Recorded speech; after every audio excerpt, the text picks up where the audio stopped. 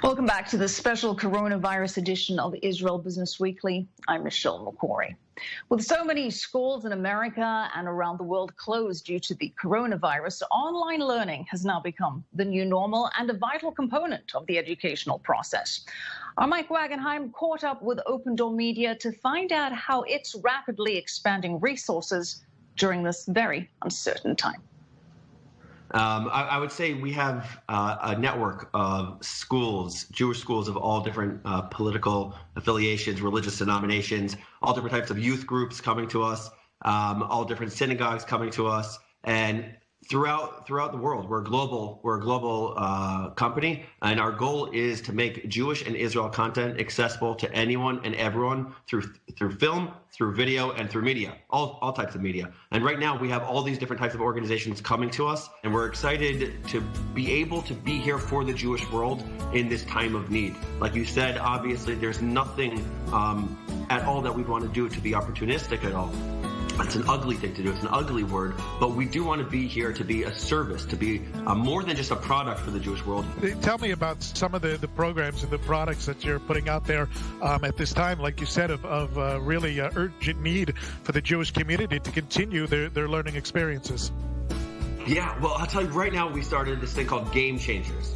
You ready for that? Game Changers. You got that? Game Changers. Who are the game changers in the Jewish world that are making such a big impact? So Natan Sharansky, he was this past Monday.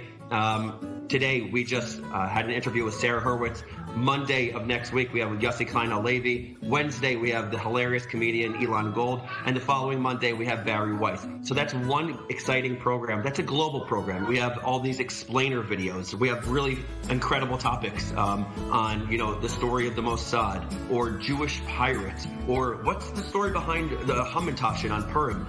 E-learning is so different than a classroom setting or a setting inside of a synagogue, and there are certain challenges that comes with it, but certain advantages as well. How does an e-learning product differ from, being there on site?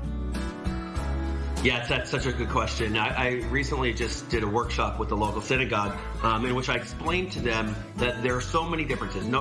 When you have people in front of you, you have what's called a captive audience. Right now, what you and I, who we're competing with right now, in a digital space, we're competing with LeBron James, with TikTok, Kim Kardashian. We're competing with the most famous people in the world. So we have to remember that that's our competition right now. And if that's our competition right now, what are we doing to engage them right away? You can't wait to give your insight at the end. You're competing with the global market right now, where people have their phones out in front of them, checking all the time. So what I would say is one of the main differences is the fact that you're not a captive audience anymore. So you have to change the way you teach. You have to catch them right away. You have to hook people right away. You have to engage them right away. And you want to bring them into the process as well. You want to create some sort of co-authorship where the people who are viewing can actually weigh in, can ask questions, can join. And by doing that, then I think what happens is they're no longer just participants on the side, but they become much more active and much more engaged. The big question is, and when this coronavirus crisis is all over, how do you continue with your programming at the same level? Is there a strategy now going forward, 2 months from now, 3 months from now, where you've worked your way into the system of these schools, of these synagogues that maybe hadn't taken a look at you before, weren't aware of your product, and now can more easily enmesh yourselves into their overall learning experience? We're a known quantity. We've been doing this for 10 years.